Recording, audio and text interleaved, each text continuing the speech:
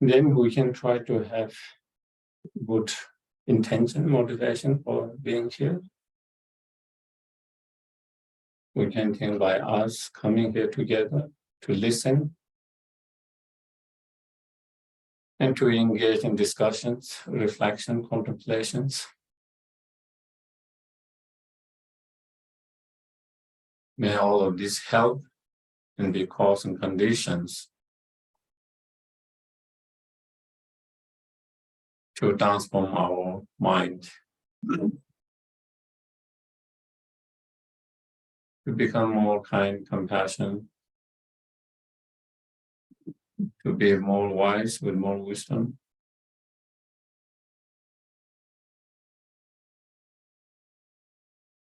More patience, more content, and more happy.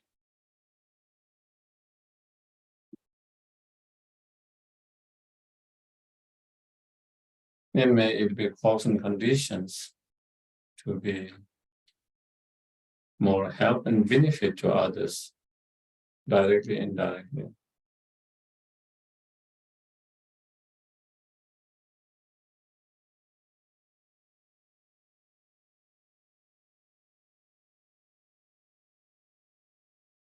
May all these activities become cause and condition to achieve our highest potential, the fully awakened state.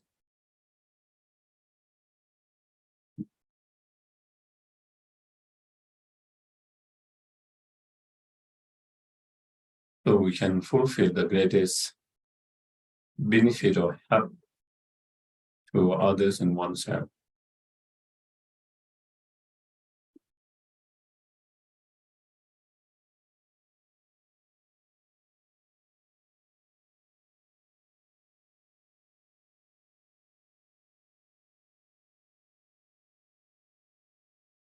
Okay. So we'll Jana lead. Who's going to lead? So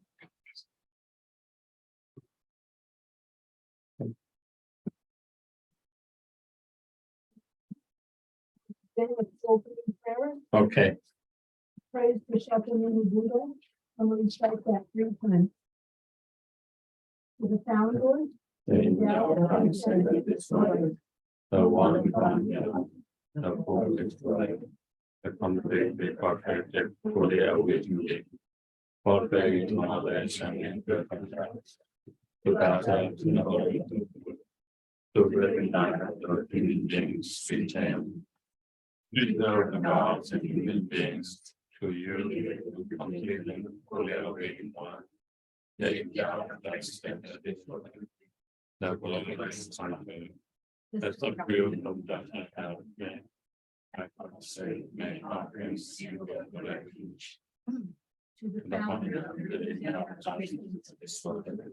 one found in the formless life, the completely perfected, fully awakened being, perfect knowledge and conduct, the God of no other, to bring out of human beings to retain, future and knowledge of human beings, to you the complete and fully awakened one. They are all the reason of this life. The glorious Father, the subject of the shadow thing. Steady and calming still refuge. to The the founder, founder of the intelligence to this life. The one God again, the first way. The completely perfected, fully awakened being. Perfect knowledge and conduct. So that the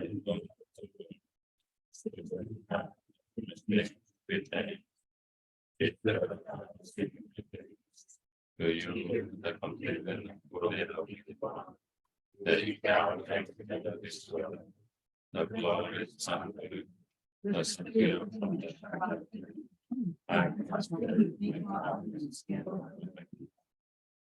and then we do the short mandala offering in English. This ground.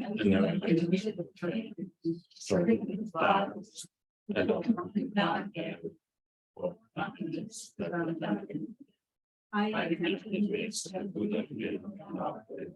may Yeah. have these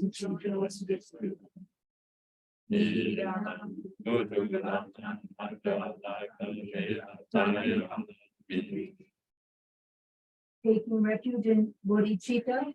We'll do it once in English and twice in Tibetan. I go for it.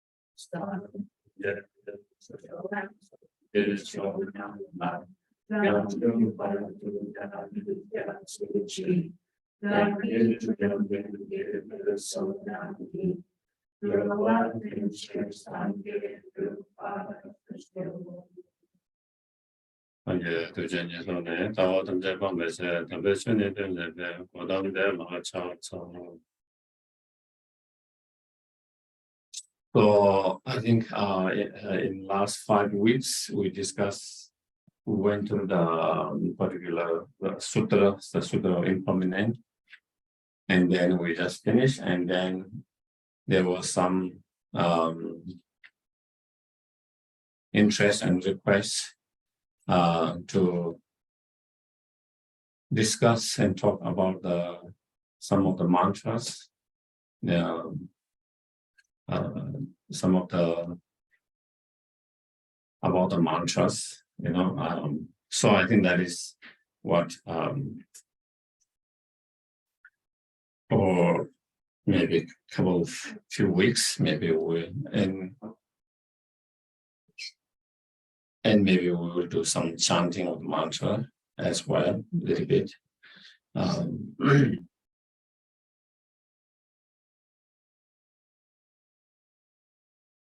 So mantra,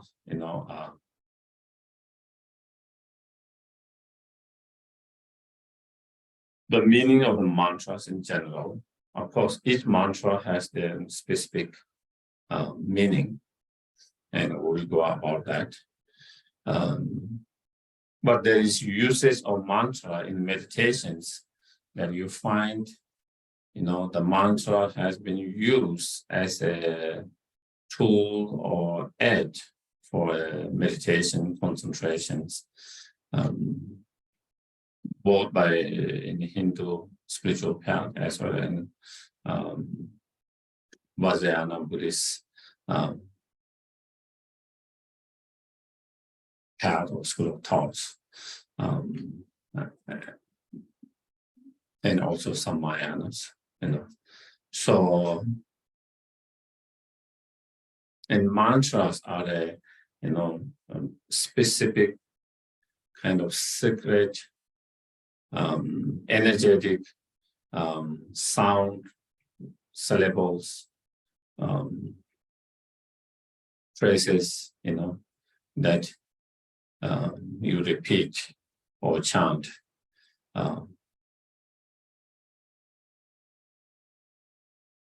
Or recite many times, in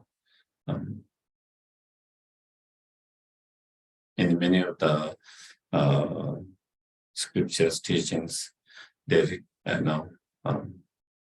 3 times, 7 times, 21 times, and 108. Those are some of the number that it comments, those are kind of special number, but of course you can chant and recite as many as possible. There's nothing wrong if you chant more than those numbers or less than those numbers.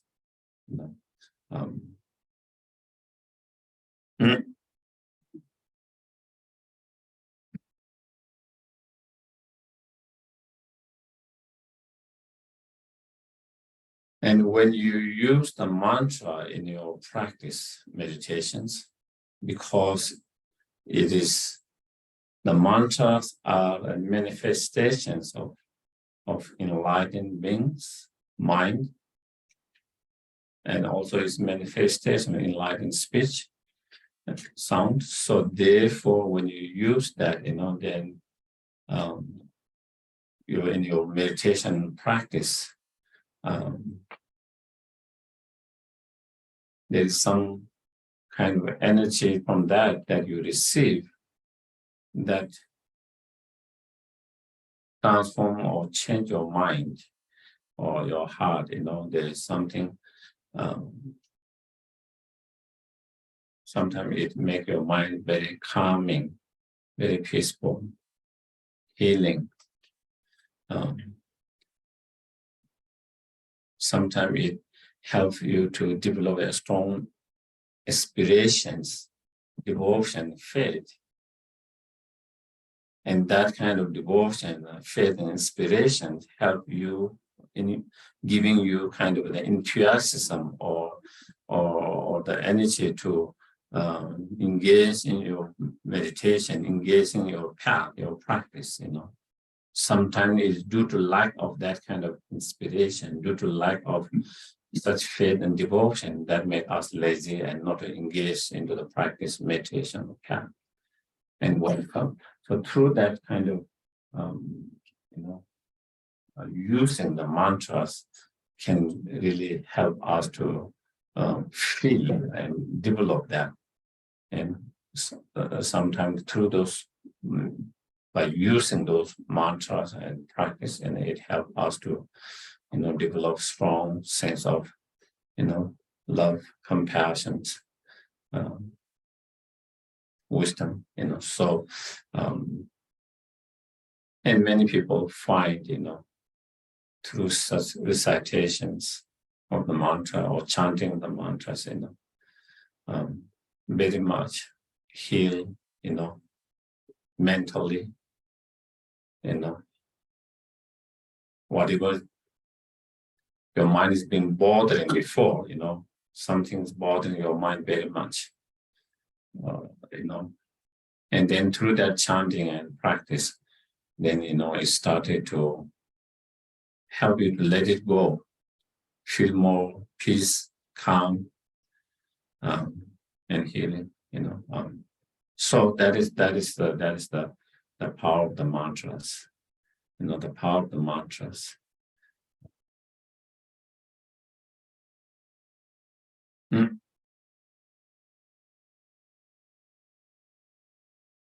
And then as we go with more specific different mantras, then we will again talk more with that, and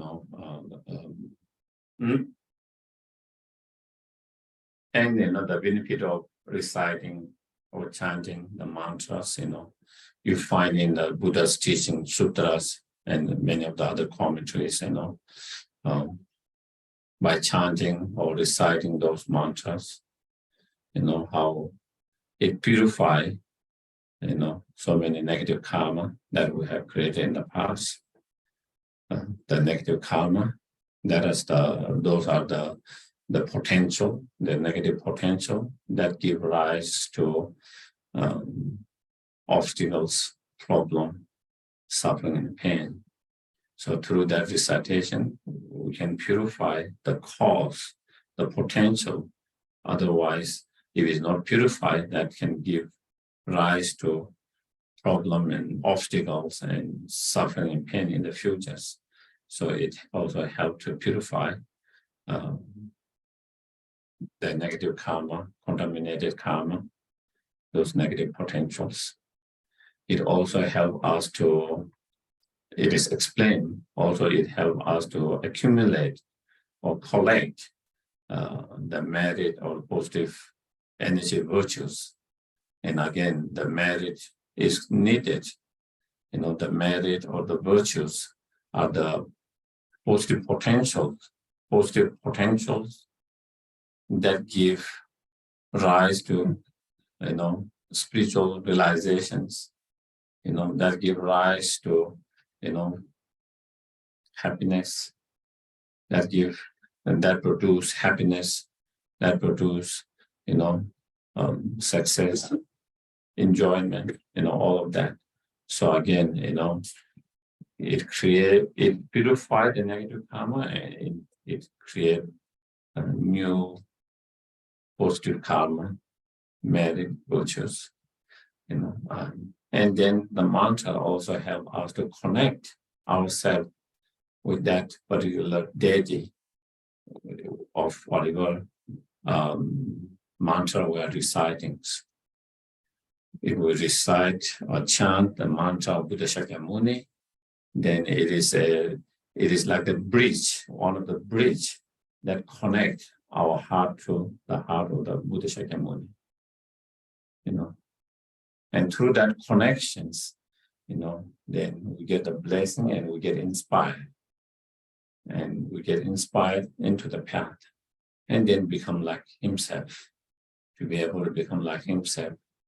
And same when we recite the mantra of the Buddhas, Buddha of compassion, Buddha of wisdom, then again, through that chanting, recitations,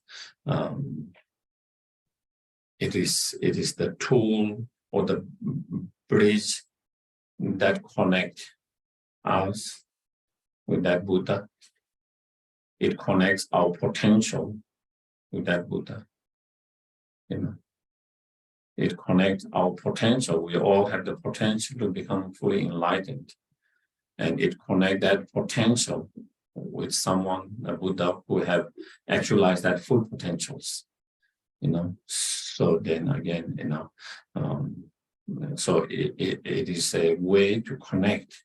It's a way to create that connection with that enlightened beings.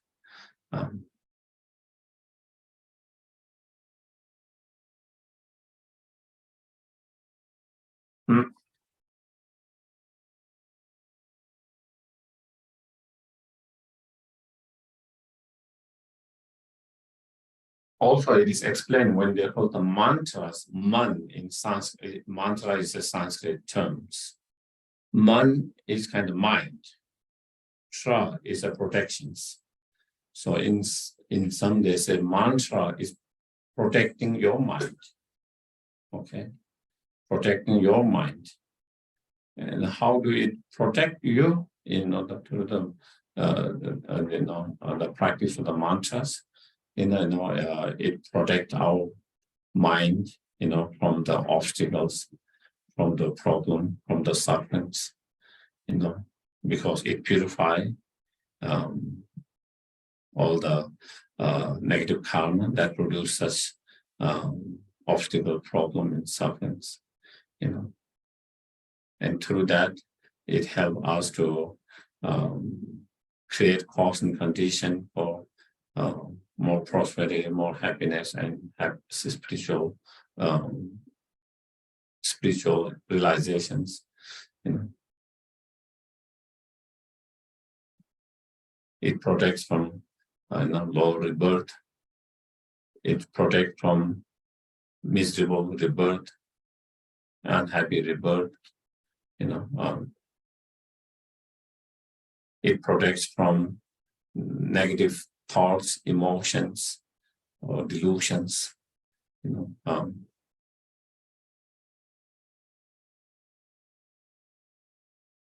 it protects from, ordinary perceptions or appearance, through the practice of the mantra or tantra. And we learn to transform ordinary appearance into something more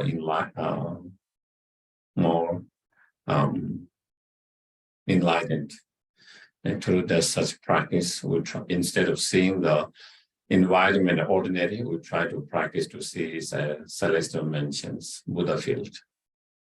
Instead of seeing all the beings as ordinary beings, we try to see every beings as enlightened beings. Because everyone has that potential. Everyone has that enlightened potential to become fully enlightened. And so we try to see the result of each of them. We have the potential. We haven't reached that full potential at the moment, but we have that. So in tantric practice, is mantra practice or tantra practice is to see everyone, training to see everyone as the Buddha, enlightened deities, And then also, seeing all the sound as a mantra instead of ordinary sound. Any sound that is made by any beings or natural sound, the sound of the wind, the sound of the river, whatever sound we hear,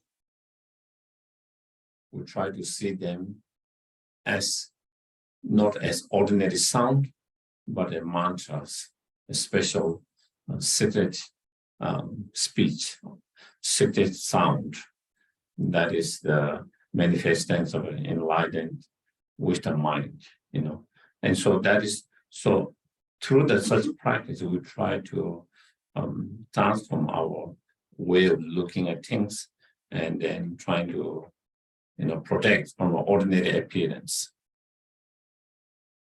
If we can change and if we can look that way and if we can kind of stop having so much of ordinary appearance, but to have a more pure appearance, then you have less affected emotions.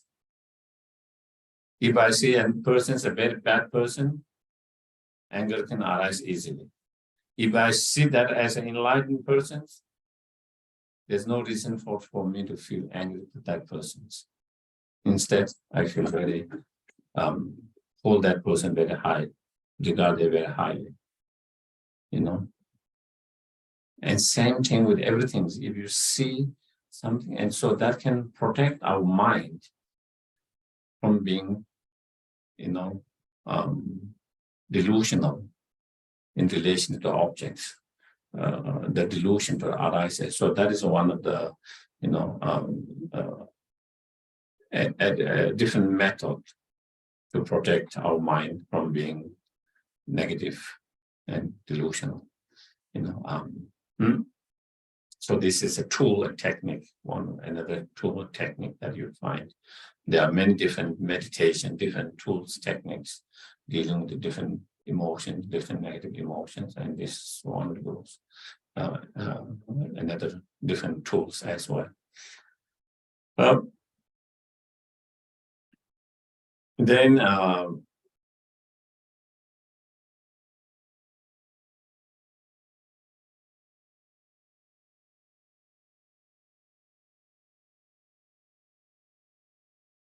so when we recite the mantras, and when you use, when we chant or recite the mantras, of course, with every practice, you try to start with the best intention, good intention, motivations. That's important.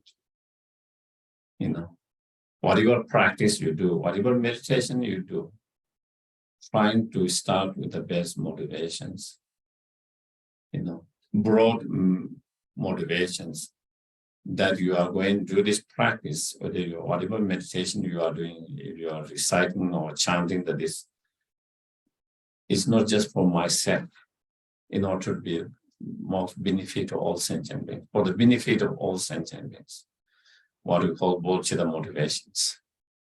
The motivation should be whatever practice you do, whether you are reciting sutra, whether you are meditating, whether you are chanting, whatever you do, the motivation should be not just yourself, but include all sentient beings, for the benefit of all sentient beings. Not only benefit of all sentient beings, but for the highest benefit of all sentient beings. So that compassionate or bodhicitta motivation is very important. And then, in every practice, any practice you do, try to. And that is also at the very beginning of our class, we always start to have that motivations, put effort to have that motivations, recite that bodhicitta motivation prayers all the time. So that is why. And then you do then when you chant, it will be more beneficial if you can use the visualizations, chanting and visualizations. There is a visualization that come. And then, certain form of other meditations that involve with that while you are chanting,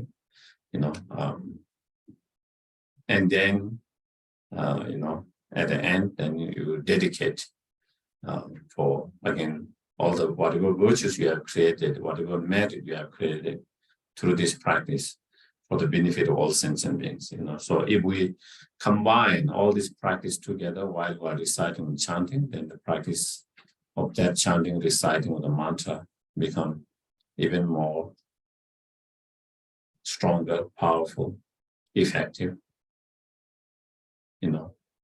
and then it can really, sink in your mind, and it can really heal and transform your mind. It can really transform your mind. Yeah.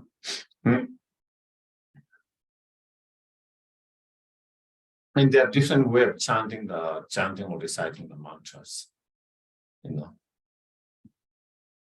There's a way you chant it or recite or chant it loudly, sometimes where others can hear.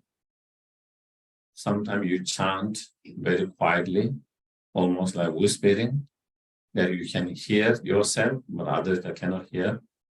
And sometimes you chant or recite by mind, not by the mouth. So there are 3 different ways of reciting and chanting. Okay. A lot of time when they chant loudly is so others can hear. Okay. So others can hear, humans, animals, unseen beings. They can hear and they get the benefit from that by hearing that mantras. They have imprint, positive imprint in their mind.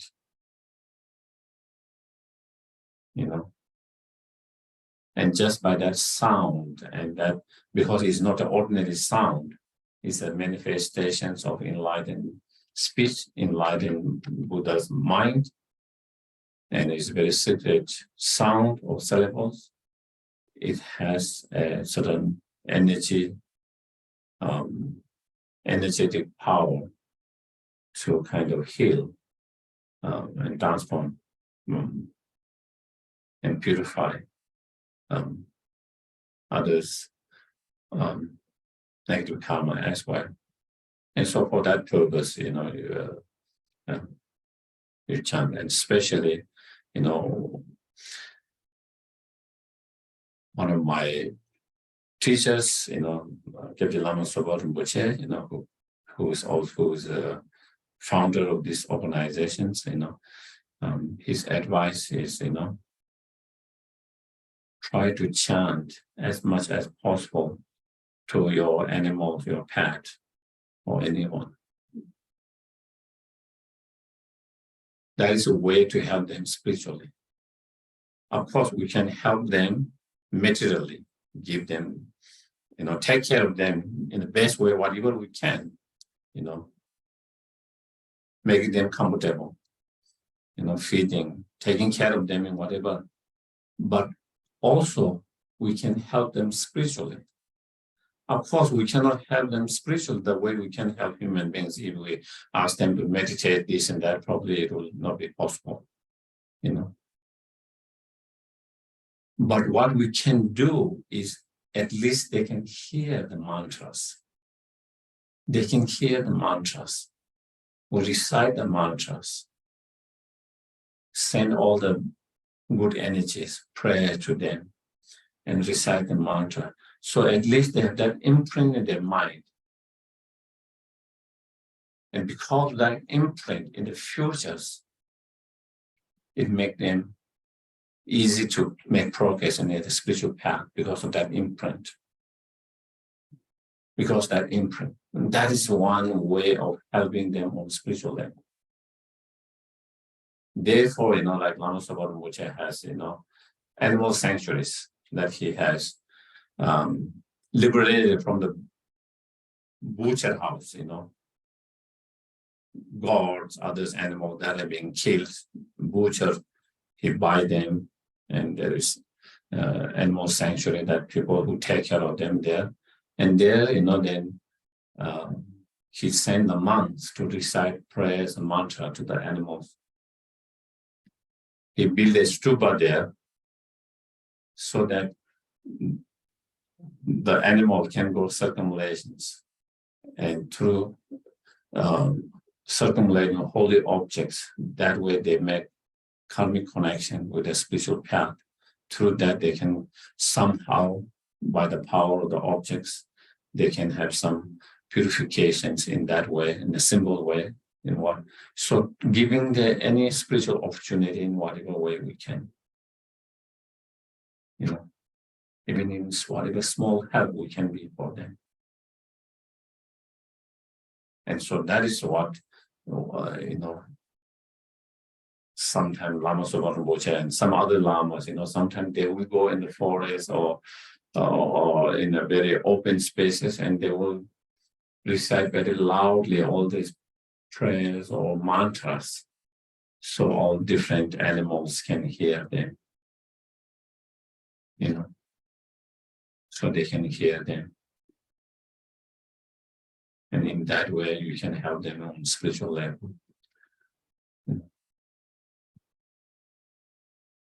Also, some advice is when you are feeding your animals, we can recite mantras and blow on the food or the water and give them.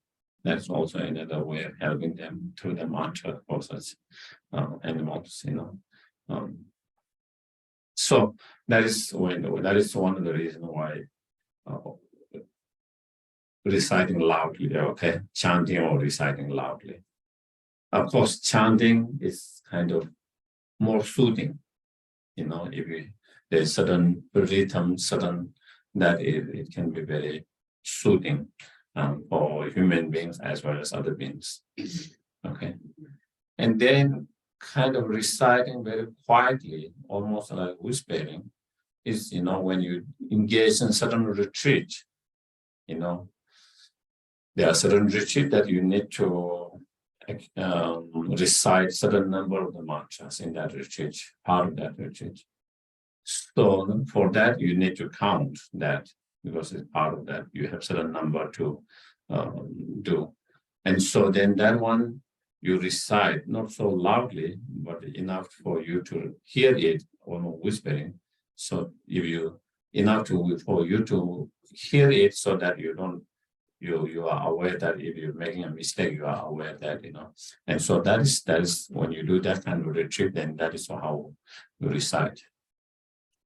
And then also there is a way to recite by mind. You don't say with a word, but reciting by mind. And if you recite by mind, then it is even better. Then there is no way you can get distracted.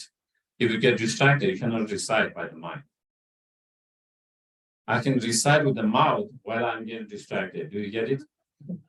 My mind is all over and I'm still saying Om Mani Padme Hum correctly, reciting correctly. But if I'm reciting mind by my mind, with my mind, in mind by my mind, if I'm distracted, my mind is not reciting Om Mani Padme Hum, my mind is reciting something else. So therefore, sometimes certain practitioner, meditator use the mantra as an object of concentrations, because you have to be very concentrated to be able to recite it unmistakably correctly with the mind. In your mind, you are reciting Om Mani. If you get distracted, then you are not there. You are not reciting that mantra with your mind.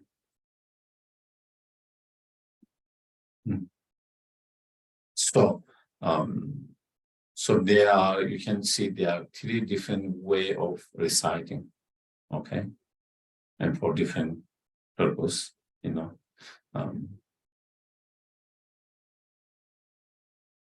And sometimes that can be same when you are reciting for someone, a person who is dying, or animal who is dying, or someone who is sick. and you want to do some meditation, prayers, mantras, recitations, if they are open, you can recite loudly where they can hear it.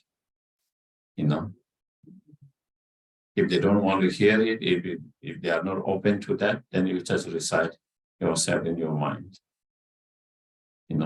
and send the prayers and the light and the intentions, all the good wish, everything you send it while you recite the mantra, while you recite the prayer by yourself quietly. And through that you send the energy. But if they are open, then you can recite more loudly where they can hear it. So again, and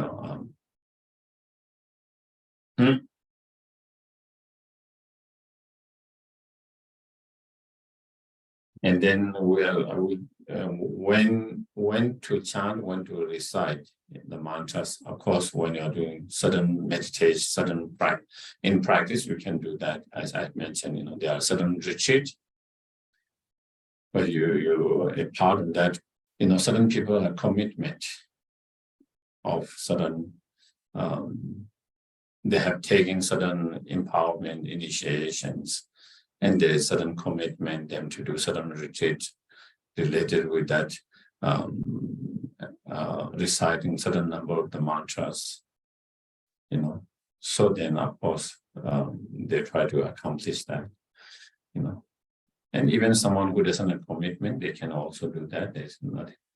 But of course, if you have commitment, then you try to, some people have commitment to do every day. Some people have commitment to do a retreat. Not necessarily, it depends on what kind of commitment they get, or how the commitment what they got. It could, and so that is you do that, and of course you can do it anytime, anywhere,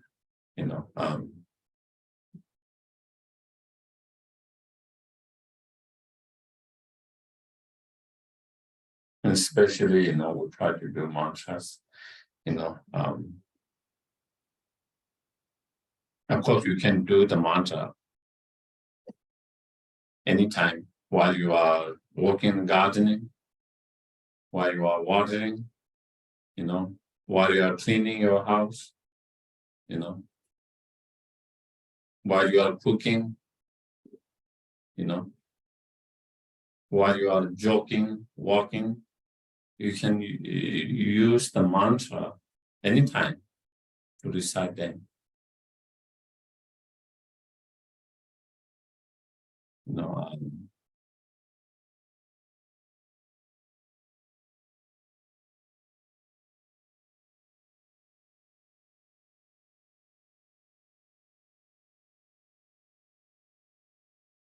So in that way, and while you are reciting, if you can contemplate, if you can meditate, that will be even better.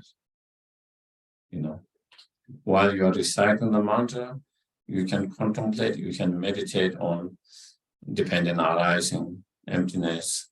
You can contemplate on loving kindness, compassion, bodhicitta mind. You can work on, letting go. Maybe something's bothering you that you have not been able to let it go. You can try to work with that. You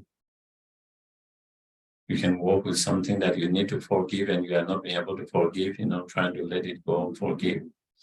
That's whatever something that we need to work with our mind while we recite the mantras, but we can try to contemplate and meditate on that. And that we can do anytime while you are walking, while you are watering,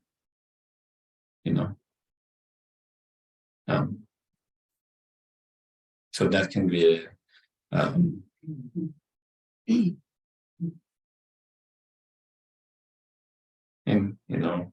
before you go to sleep, you can recite mantras and go to sleep. When you wake up, you recite mantra and wake up. And that is what His Holiness Dalai Lama said. The first morning when he get up, he recite the Buddha Shakyamuni's mantras. He think of loving kindness, compassion, bodhicitta mind, and then he recite the Buddha Shakyamuni's mantras. He start the day like that. So when you go, you go that way to, go to the bed, So in that way, then any time we can use our mind to contemplate, meditate, and we use our speech, something meaningful, by reciting the mantras and prayers. And then we can use our physical actions, in whatever respectful way. Try to use your body, speech, and mind as much meaningful and virtuous as possible all the time. Whenever possible, whenever it's possible, we try to use all of them, the three doors, body, speech, and mind, as much positive as possible, as much virtuous as possible. And reciting such prayers and mantra is a way to transform and use our speech, instead of engaging in all, gossips or talking about politics, When you talk about politics, we are talking bad about someone else. Yeah, isn't it? It is always because, then you started to criticize the others, their policy, that person's, and those leaders, and this and that. The moment you start talking about politics, is something talking bad, negative about someone in a way, So it doesn't help your mind. It makes your mind agitated. It makes someone's mind agitated. If we don't believe in the same, we get in quarrel and argument. Even we believe in the same thing, it is reinforcing someone's anger to each other's. Do you get it? Either way, we are not doing something positive. It is either reinforcing someone's negative feelings, oh, you are correct, that person is bad, that policy bad, and so it's reinforcing that feelings, negative feelings. Or we get argument with someone because we have that. And so instead of all this, or talking all that increase, engaging a talk that increase afflictive emotions such as desire, jealousy, pride, self-importance, anger, and so forth. Why not use our speech to do something positive? Reciting mantra.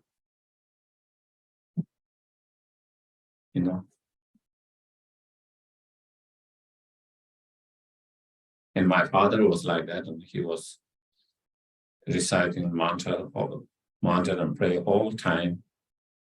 And so he doesn't need to engage with all this talk of anything. So he didn't have to create all this negative karma. Neither he have to, by those talks, neither he's have to increase his negative feelings, nor reinforce others' negative feeling, nor he have to quarrel with others, he just do his prayer mantras, and he's happy. That's what, how to use your speech, meaningful, beneficial way. So that we can use all the time. And that is also I like very much, like when I like to walk very much, I walk, sometimes go for hiking, if I by myself, I just do my mantras and contemplating on certain things, contemplating loving kindness, compassions, contemplating on emptiness and interdependence and so forth, and I find very helpful, beneficial, meaningful, And if I have friend that when we go for a hike or prayer, or I have friend, we start some at the very beginning, we have some discussions, talks, and then after some time, we keep distant. I do my own, keep distant. He keeps his distant, and he does his own reflective, contemplative practice, and I do my own mantras and contemplating that. And so you can do that all the time. If you do that all the time, it can manifest in your dream while you are asleep. I think I've shared a story with before. One time I was traveling with a few of my friends, and I was sharing a room with one of my friends, monk. And in the middle of the night, in his sleep or dream, he was reciting the mantras. The mantra, Om Mani Padme Hum, the Buddha of compassion. And I do see him during the daytime, he's always reciting all that all the time. I do see him that he's reciting that mantra all the time. And in the middle of the night, I hear some kind of whispering or something. And then, I look at him and he's asleep. He's asleep. I didn't disturb him. So I wasn't sure whether he was dreaming or sleeping. And I noticed that a few times. And I think that's wonderful. It's wonderful. That you are so used to that. It comes in your dream, it comes in your sleep, and also I was told by my brothers when my father was in the hospital, also they notice, in the middle of nights, again, either in dreaming or sleeping, sometimes they recite mantra prayers. So again, that is something he has been doing throughout the day, all the time. So even in sleep, even in dream, it comes naturally. And also, because all of that, I think when he died, he died with reciting the mantras, so, something, that is something that you are, that is what I'm saying, when you can recite a mantra all the time, anywhere, anytime, anytime, anywhere,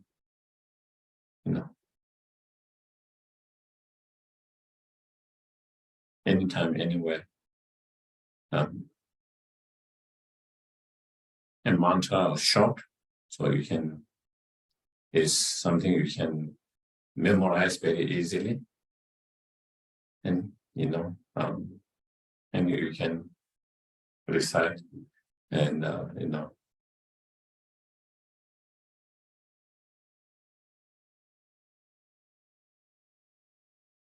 and when we think of mantras, it's always related positive, not a negative. Okay, it's something positive. And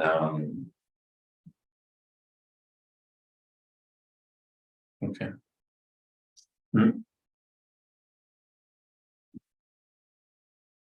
And as I mentioned, when we see any being dying, animals, sometimes we see on the road,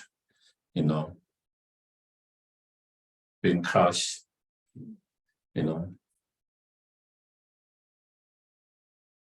So again, when you see that, then you try to recite some mantra and dedicate for them, send a good energy for that being who has just died or dead,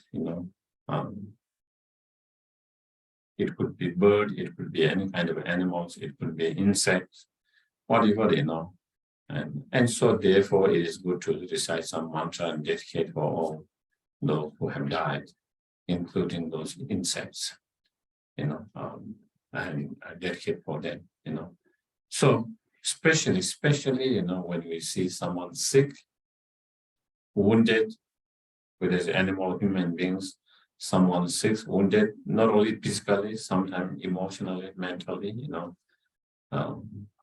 mentally, emotionally disturbed, not in good state, any beings, any living beings. Then, we try to recite some mantra, we try to recite some prayer, the mantra, and send them all the, good wishes and positive prayers and all of that. So especially like that, we will try to do that.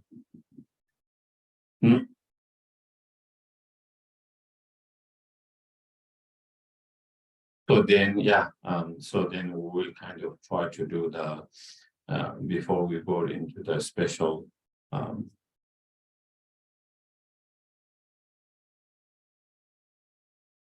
individual mantras, I would like to recite, one of great,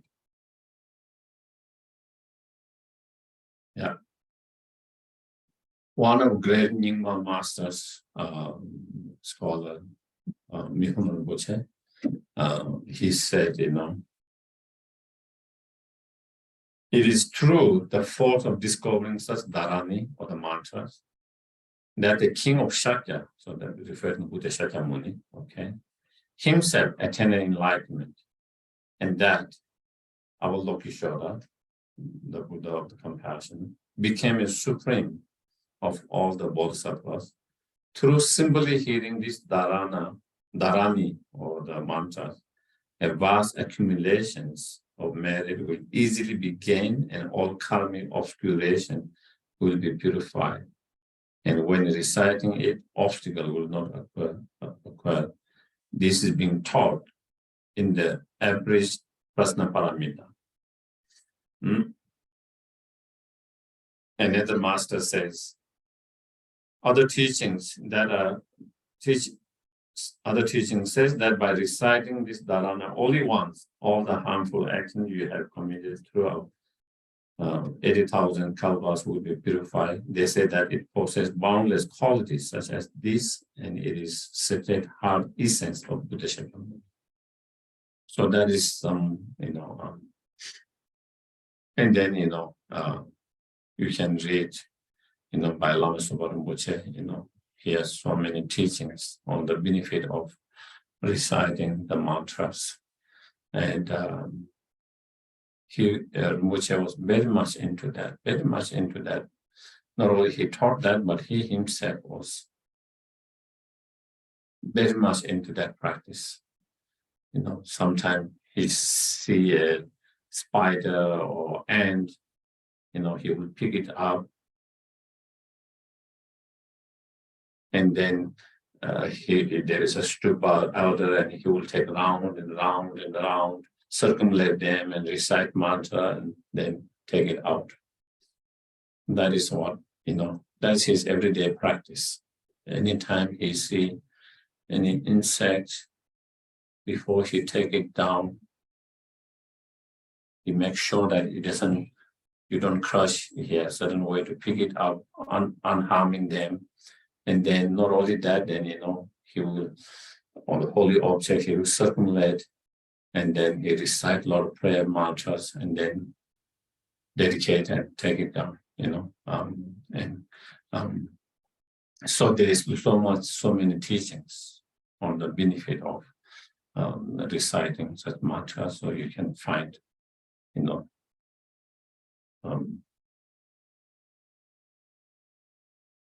sometimes you will spend hours reciting mantras and prayer for some animals that he might see. One time we were traveling in Tibet, pilgrimage, and we stopped by one nice area to have a lunch break. And suddenly you hear some kind of frog, So there's a small muddy pond, and then there was many frogs they were making. And Rinpoche went there and started doing prayers and mantras, spend few hours there doing that.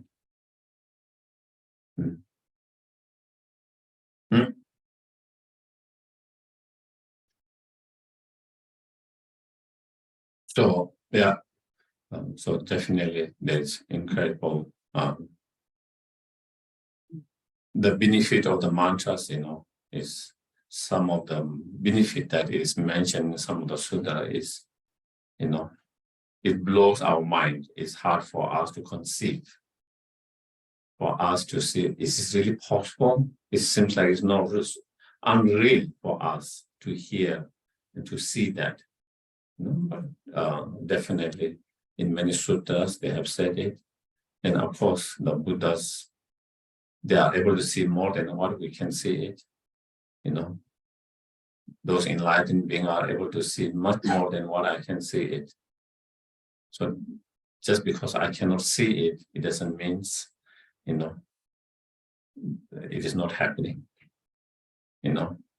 Sometimes it's a little bit difficult for us to really fully grasp of whole of that, but there must be some really something that they see which we cannot see, and that's what they explain.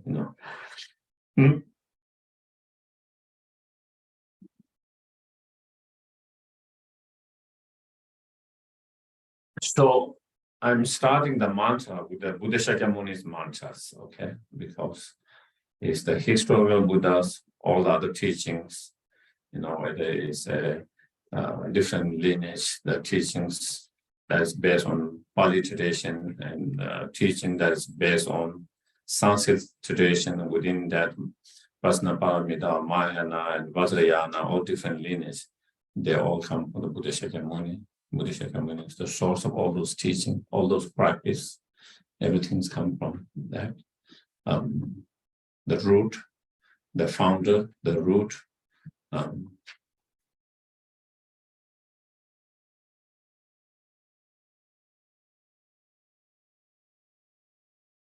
Yeah, I was wondering what happened to that. Yeah.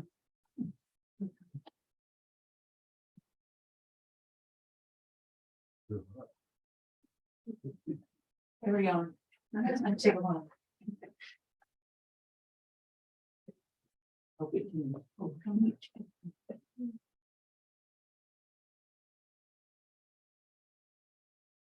Could I ask a question before we go into this? Okay. So is the contemplation of like while you're walking, is that sort of like an analysis? Or is it just thinking, how might this be a compassionate possibility? You can do different meditation, different contemplations, I think individualists,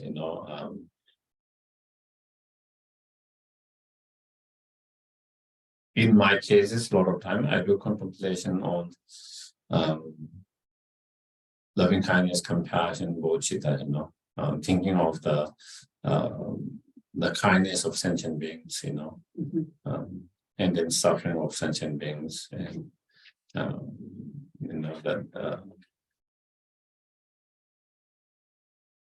and then the wish to repay the kindness, and and then through the whole process of the bodhicitta contemplations practice, try to go through that. Sometimes I meditate on emptiness of the self, emptiness of my body, emptiness of my mind, emptiness of the act of walking, the emptiness of the path that I'm walking on, the emptiness of other persons, or interdependent of the self and others, interdependent of the act of walking in the path and persons, all of that. And so you can contemplate on different things. You can contemplate on different subjects, whatever you might want to walk with, you want to deal with, or that you want to improve, or you want to work with that. So it can be any contemplations. Yeah. Thank you. Yes, please. You connect your mantras with your breathings anyway. Yeah, you can do that too. Yeah, you can do that too, you know. So, yeah, while you recite the mantras, you know, you can just focus on the breath, you know. So you can focus on the visualizations, the image of the Buddha. You can focus on the visualizations of cleansing and purifying all negative karma and receiving all the blessings, or you can just focus on the breath while you are reciting the mantras, you know, or you can focus on the nature of your mind while you are looking at the nature of your mind. You still can recite the mantras, you know, because you don't have to pay attention to the mantra itself. You just recite the attentions, you just focus on whether it's the nature of your mind, whether it's the breath, whether it's the image of the Buddhas or others, you know. Sometimes you can do loving kindness meditation while you are reciting the mantras. You can do compassion meditation while you do the reciting the mantras. You can do the Bodhicitta meditation while you recite the mantras. You can do meditation on emptiness while you do recite the mantras. So, so you can use all of them, different practice. Yes, please. Can you make your own mantras? Of course, these mantras are, you know, very coming from the Buddha themselves. So these are very special, as I said, sacred syllable and sound, and it is their own enlightened wisdom manifesting in that sound form and syllables. But of course, for someone to remind and help themselves, of course, they can have their own mantras, you know. Last time, John what was the question? What mantra you were asking? I mean, when you created that one for me, Yeah. I don't remember the question. Oh, okay. One time, I think I had a friend, okay, in Santa Fe. I stayed with them a few years here, past out with John and Susan. And John was, something was bothering him. And he was having difficulty letting it go, you know. And he was having a difficult letting it go. So he wanted to talk about, is there any practice meditations? So I gave him some practice meditations, you know, contemplations to work with that, to let it go. But he said he wanted the easy way. Is there's a mantras? Okay. Contemplation requires a lot of energy, a lot of thinking, a lot of contemplations, not one time in time. Reciting mantras is easier. Taking pill is even more easier. You know. So everyone's looking for an easy way, you know. So he said, but is there a mantra to let it go? And I said, I'm not aware of any mantra that to let it go, you know. I'm not aware. I don't think there is. Maybe there is, I don't know. Because I don't know all the mantras. There are so many deities, so many mantras. I don't know all of them. So I said, maybe there is, but I don't know. I'm not aware that I don't know. But he wanted a mantra very desperately. He kept on insisting, you know, it should be a mantra, you know. So then I told him, you know, Om Let Go Soha. That is the mantra. Om Let Go Soha. Because he have to let it go. That is one something. So he have to remind himself that let it go. And so that mantra would help him to remind him that he need to let go. So Om Let Go Soha. Yeah. So that was the mantra I gave him. At the very beginning, he thought it was real mantra, you know. Because when you say it quickly, and in his mind, he is not thinking of let go in English term, you know, he was thinking some Sanskrit or something, you know, let go soha, you know. So he thought it was a real mantra, you know. then I started to giggle. And then his wife, Susan, also noticed that, and she also, and then he knew I was making fun of him. And he was not happy with that.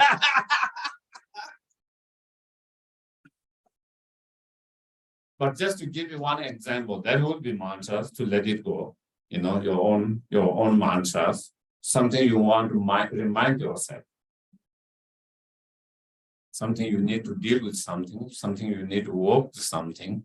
And then that could be a mantra, but it's not like mantra we are talking about here. You know, that is something you repeat, something you want to remind yourself, something you want to repeat that to remind yourself of something. But like such as this mantra is not created by, you know, even the very highly, not all the highly realized beings, you know. These are all coming from the sutras or the Buddha himself, you know, such as these mantras. So, okay. Any else? Excuse me, these are mostly Hindu words, aren't they? Not Hindu, Sanskrit. Sanskrit. Yeah. Yes, excuse me. Yeah. Yes. So there's Sanskrit, there's Hindi, there's Pali, you know. So within the earliest Buddha's teaching translation, they are mainly in two languages, Pali and Sanskrit, you know, and then Hindi is kind of, I think it is brought from the Sanskrit, you know, it's from Latin and English, you know. Sanskrit is like the Latin, you know. I don't know exactly, but a little bit like that, you know. So, so there are very few who can actually speak Sanskrit anymore, you know. Very few nowadays who can speak the Sanskrit itself. Yes, please. Do you use the mala, the beads, when you are saying the mantra? You don't have to use it, but of course, if someone is doing some counting, then they use it to to count it.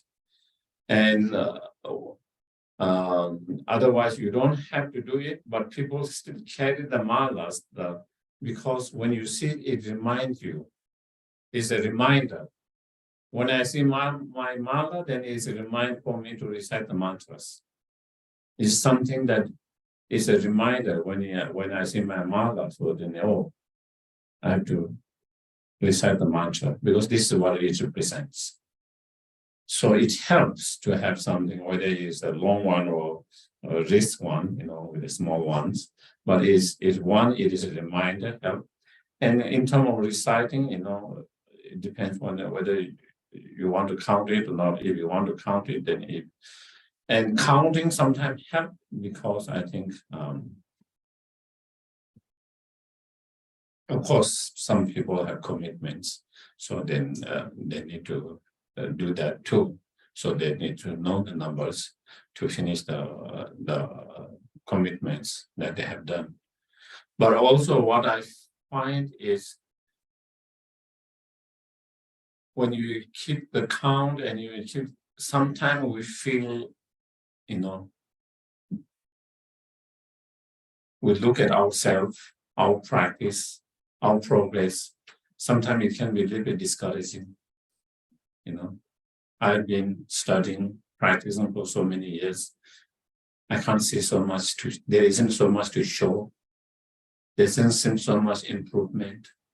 There doesn't seem so much transformations as much as I want. Sometimes it can be a little bit kind of discouraging. But when you have keep those counts, sometimes at least I've recited that mantras 100,000, 200,000, 100,000. So sometimes that helps you to have something to give more, little bit uplifting. You know, something uplifting to show, something you can rejoice about it, something uplifting. So that is one, I think, keeping the counts. Sometimes in those situations, it can be helpful in that way. Sometimes when you feel a little bit low and discouraged, something to uplift, something to rejoice about it. Even I haven't done so many others, at least I've done this one. You know. Even though I haven't become a bodhisattva at the moment, at least I've recited those mantras and have all the imprint. And through that, purification, accumulations, all of that. Okay. Yes.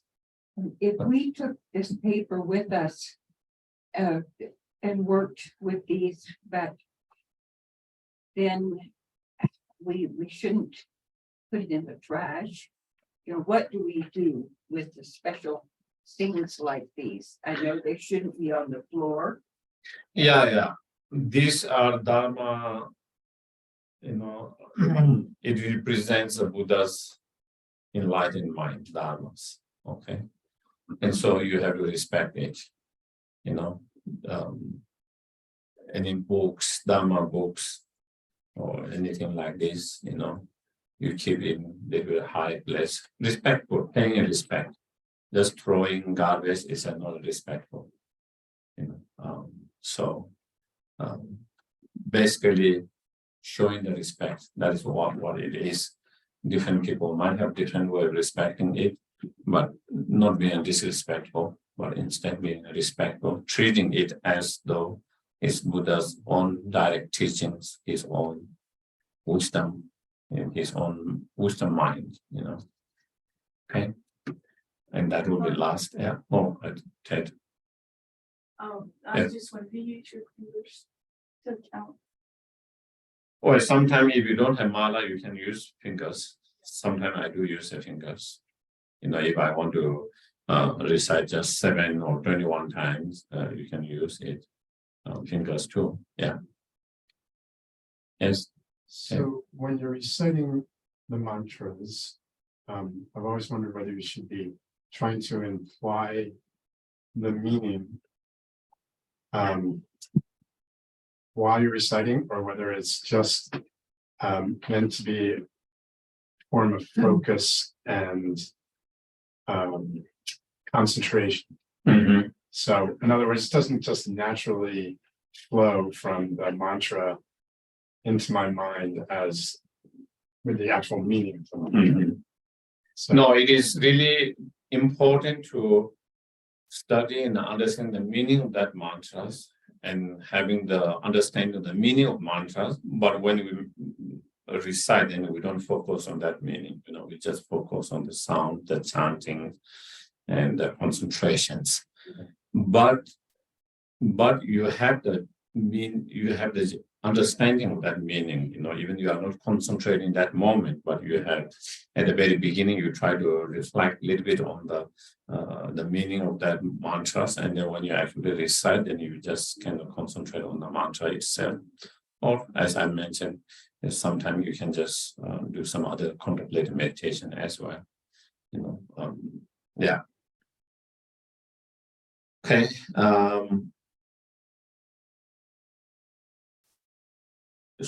So I don't know. I think before we go to the more, so since there isn't too much time, we just recite a few mantras of that. Okay, the Buddha Shakyamuni, and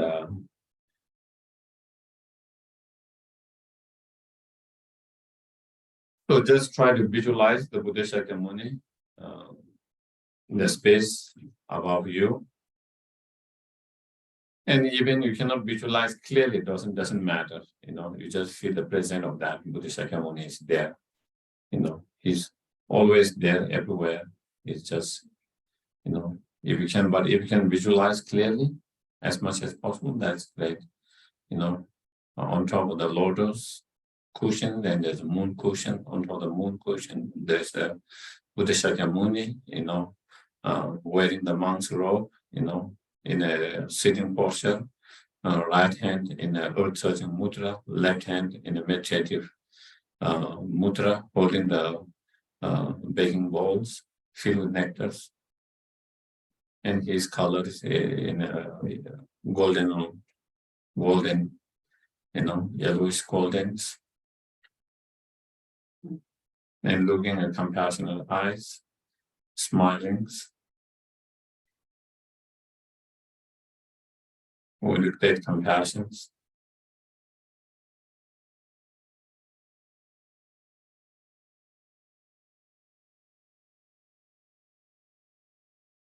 And the Buddha Shakyamuni is inseparable from our root guru, is our own root guru in the form of Buddha Shakyamuni. They are same, different forms.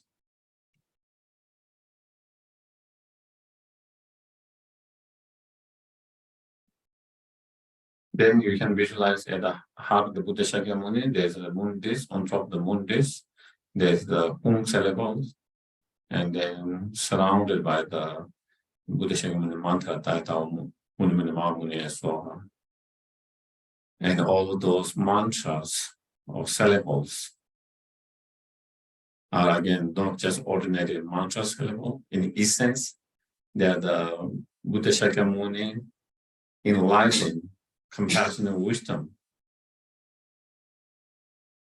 And that enlightened compassion and wisdom manifesting in that particular syllable, in the form of that syllable, and the guardians of the mantras, sound.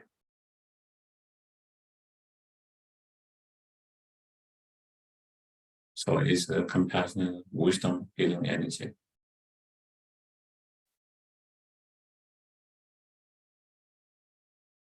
And then as we recite the mantra or chant the mantra, you can visualize from that Hum syllable and the guardians of the mantra, then white light and nectar flow from that into oneself, all sentient beings, cleansing and purifying all our illness, all the negative karma, all the delusion, all the obscuration completely, like taking shower.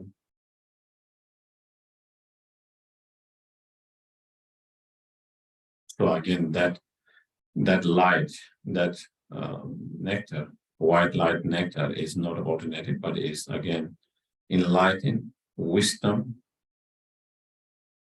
enlightened compassion and wisdom energy in the form of that light and nectar. So while keeping that visualizations as much as possible, we recite Ayata Om Mone Mone Ma Mone So Ayata Om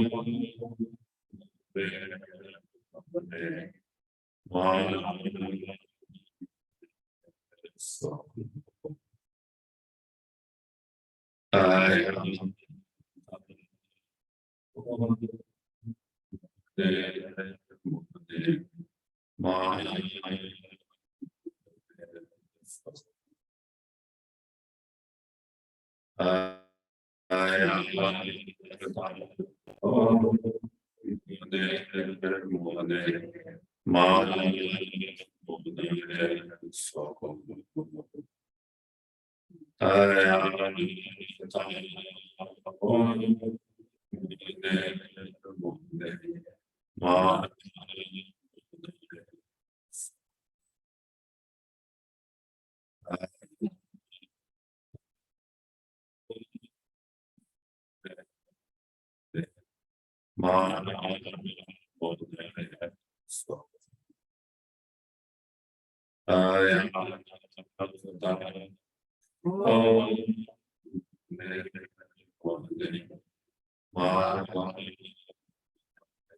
So So imagine or visualize your total convictions that all the negative energies, all the negative karma, delusion, obscuration are completely cleansed, purified, and your body becomes like crystal clear without any trace of negative energy.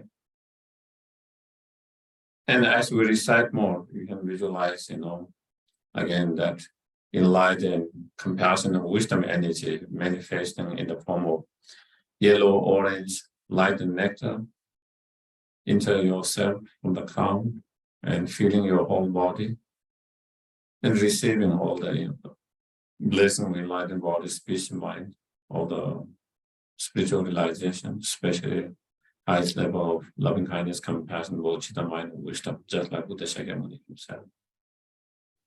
So again, while we keep that visualization as much as we can, we recite.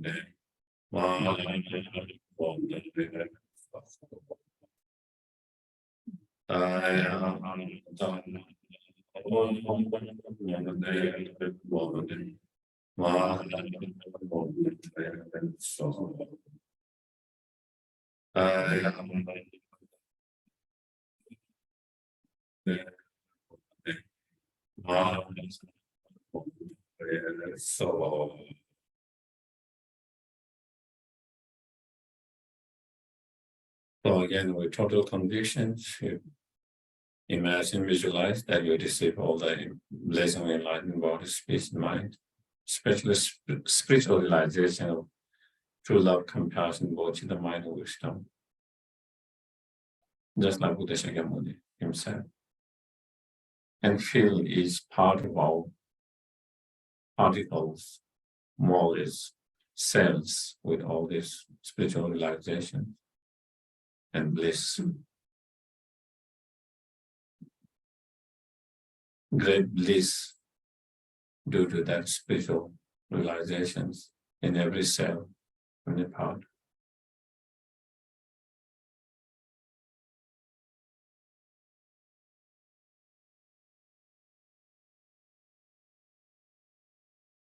And then you can visualize the Guru Buddha Shakyamuni dissolve into the light dissolve into yourself. Your body, speech, and the mind, and the Guru and the Buddha Shakyamuni, holy body, speech, and mind become one inseparable.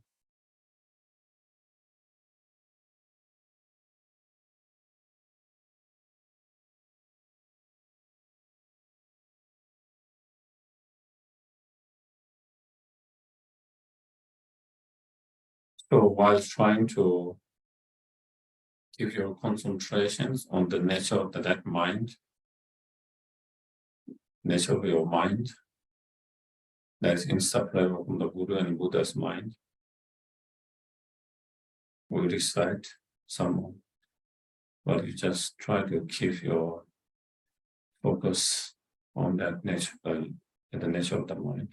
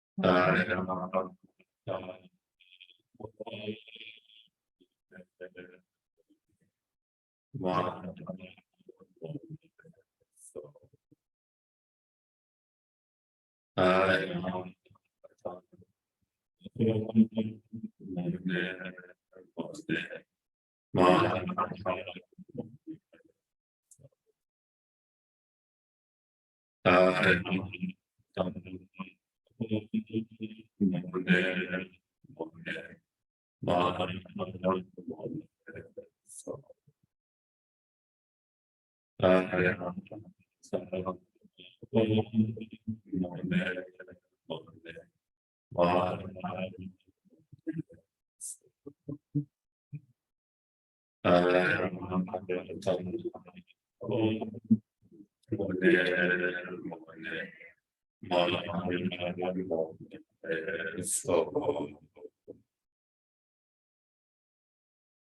we can dedicate all the virtues to due to all the virtues that we have created, may we achieve fully enlightened state like Buddha Shakyamuni himself.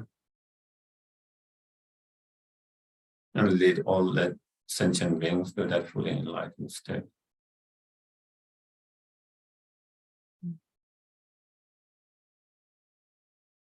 Okay, so today then we do the final dedications. So in the dedication prayer. To the merit of the virtuous Actions may I fully attain the state of Buddha and lead all living beings without exception into that enlightened state. May the supreme ego of Chitta that has not arise and may I wait others not divided, but in grace for everyone. long life prayer for His Holiness the Dalai Lama. Who wished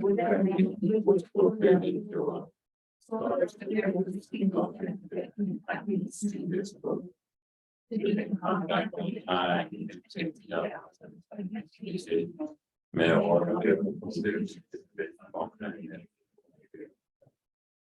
and for Osogita, Lama Yeshu's reincarnation. Venerable One, to bring science succeeds that of all on earth. But the wonders are of theirs that little way. My true and body was us in a judgment of this and again. Into a land of parties of man. We witness to rest. Oh, we also dedicate all our virtues and merit for the quick and swift return of Lama's Sobarumboshe reincarnation, so that we can continue to be guided and continue to receive teachings.